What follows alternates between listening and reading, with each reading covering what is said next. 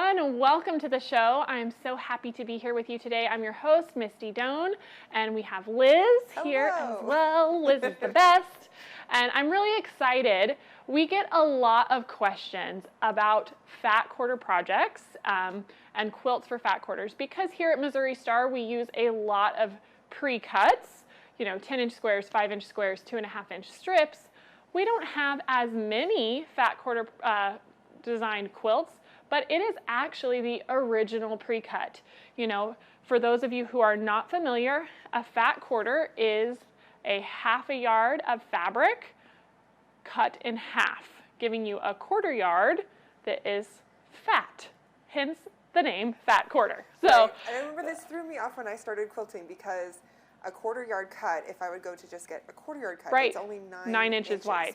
Yeah. And so the fat quarter gives you more to play with. Exactly. And so it usually measures roughly 18 by 21 or 22, whatever the width of the fabric that's being cut in half is.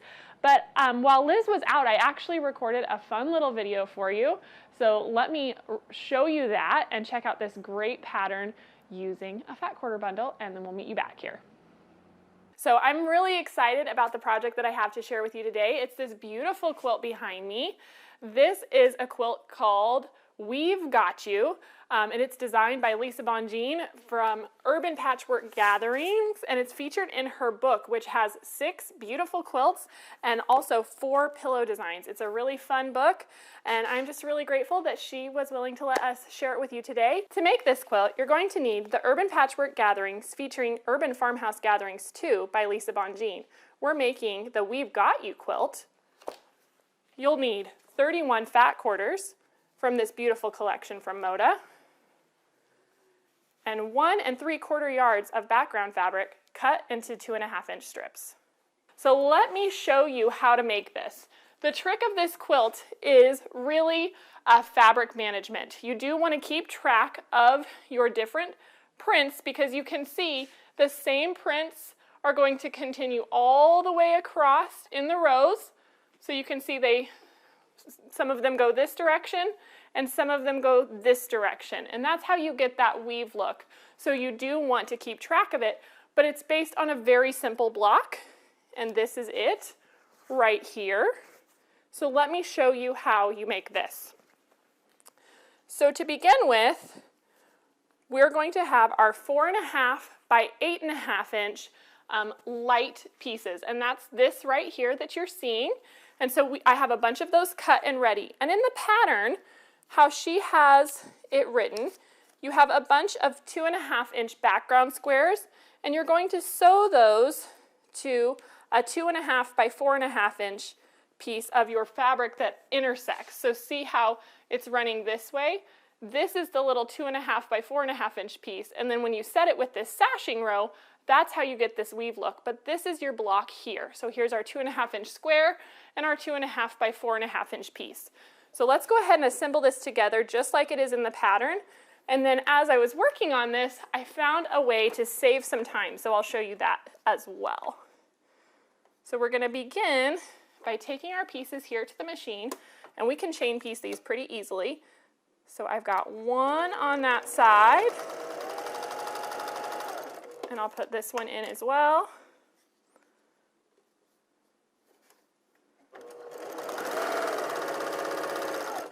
And I can clip my threads and come back down the other side.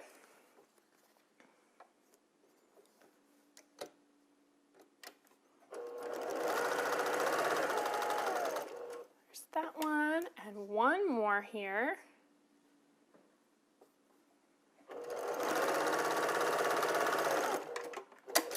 All right, so now that we have those sewn, I got stuck back there. Now that we have those sewn, we can trim them apart. And now we're just going to press these open. So let's go ahead and take this over to the ironing board, move this out of the way so you guys can see. And I am going to press these to the dark side. Since I have so much contrast, I do want to make sure that my seams are going towards the darker fabric so that they don't show through when it gets to the time for quilting. So I'm just going to make sure that they're going the direction I want. And so now that I have those sewn, I'm just going to place it on either side of that 4.5 by 8.5 inch strip, and we're going to sew this together. So let's do that.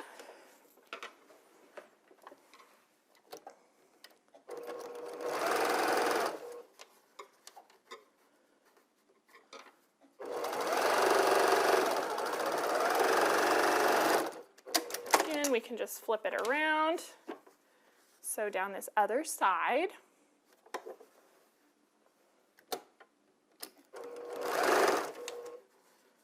Just take a moment and line up once you get started.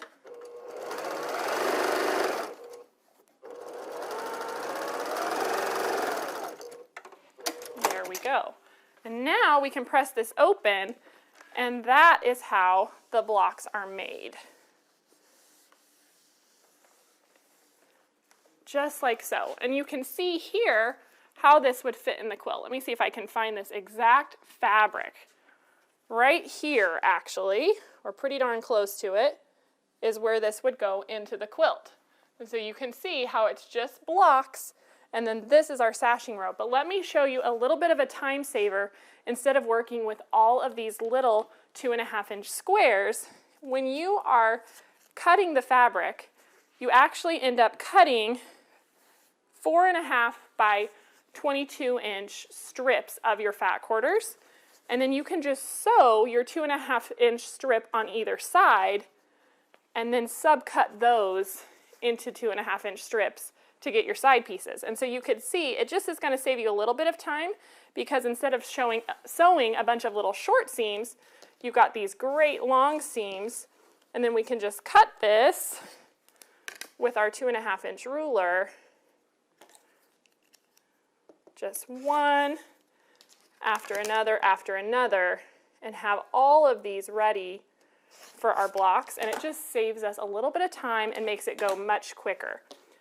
So there is our one block. Now let's talk about the sashing rows on this and the start and stop row, because that's really kind of what makes the weave. Again, the fabric management, you're keeping the same print, and it's going to intersect with a different print all the way across. And it works the same as they go down. So these prints, as they go down, this main print of your block, the pieces on the side are going to change as it goes down so that you get that weave look. Another thing to note is that this is assembled in columns as opposed to rows. So when you're sewing these together, you'll have this starter column and then your column of blocks, and another sashing column and a column of blocks. So let's talk a little bit about that first starter column. And I have a piece of it right here. And so that starts with that same 4.5 by 8.5 inch piece, but this time it's just sewn to an 8.5 by 2.5 inch strip. And then across the bottom, we're going to stitch a 4.5 by 6.5 inch piece. And then you can see here how you get the beginning of our weave with that initial column, and then our regular row of blocks, and then this is a 4.5 by 8.5 inch strip. So they set just like this. We've got our block, and then in between you would have this, and then remember, this would actually change fabrics to the fabric that would be below it, and then you would alternate that as you go down. So really, the magic of this quilt is your fabric management, but the assembly and making of it is very, very simple. So if you have any questions, make sure you check out the book. She's got step-by-step instructions. She's got some fabric diagrams that shows you what fabric she put where and makes it super, super simple. But I just thought that this would inspire you, and I hope you enjoyed this wonderful and beautiful quilt from Urban Patchwork Gatherings, this great book, and our friends at Moda. So have a wonderful day, and I will see you next time. Wasn't that really fun? It's such a great and simple quilt, and it's a good reminder that there are wonderful quilts out there designed specifically for fat quarters. So don't be afraid to try them, and if you have any that you love, be sure to share them with us as well, because we always love to see what you guys are working on. So use that hashtag MSQC Show and Tell, and we'd love to see the quilts you make, especially if you make that We've Got You quilt that we just shared be sure and share that with us. So let's talk a little bit more about fat quarters. Remember, I told you the size, it's a half a yard cut in half. So we've got 18 by 21 or 22, depending on the fabric that's cut down. Yep. But when you buy fat quarters, I think one of the things that can be a little bit tricky is they do come in different size bundles. And so I've got different manufacturer bundles here, and they're all various sizes. So this one from Henry Glass is only 5 fat quarters. This Kona Solids collection is 12. This one from Robert Kaufman is 24. And this beautiful one from Riley Blake is 42. And so you can see what a wide variety of sizes these bundles come in, and obviously that's going to affect the price as well. So I want to recommend to you, when you're shopping for fat quarter bundles, have a project in mind so that you know you're getting the number to match. That's a good advice. It is, because it can be really overwhelming. You know, when I first started quilting and I saw the price of a bundle like this, I thought there's no way I could ever make a fat quarter quilt, because I thought all fat quarter bundles were this price, you know, and that was really intimidating for me as a new quilter. But to know now that I've been doing this a while, there are smaller bundles that are much more affordable. You can, you know, obviously cut from your stash, use from your stash, and create beautiful fat quarter projects. So don't let that stop you. Just pay attention to the pattern that you're making and find out exactly how many fat quarters you need for that specific project. And the other thing too is, like, if you have a project like this one that we just showed you uses, I think, 31 fat quarters. Right. You could use 3 12 packs, or a 20 pack and a 12 pack. You can mix and match fat quarters to get to the right size if you don't have it exactly what you want. You're not necessarily going to find that exact number that you need in a bundle, although there are a lot out there that are designed with a bundle in mind. But just keep in mind, just like, you know, if you get 4 charm packs, it's the same as a layer cake. Yes. You can do the same idea with your fat quarters. And so I hope this is helpful to you. Also, you know, I'm thinking about that We've Got You quilt we just shared and how beautiful it would be in something colorful like this. Yeah. So don't be afraid to, you know, try different fabrics, try different things in those designs themselves, because I think that's really where the magic of quilting happens. So now that we're talking about fat quarters, we have a few other things to share with you that I think are really helpful. We have a great blog post all about fat quarters, and in there you'll actually find this awesome printable. And so it is super, super helpful. If you have a bunch of fat quarters and you've just stumbled on our channel, you might say to yourself, well, how do I get my fat quarters to work for all of these tutorials that Missouri Star has?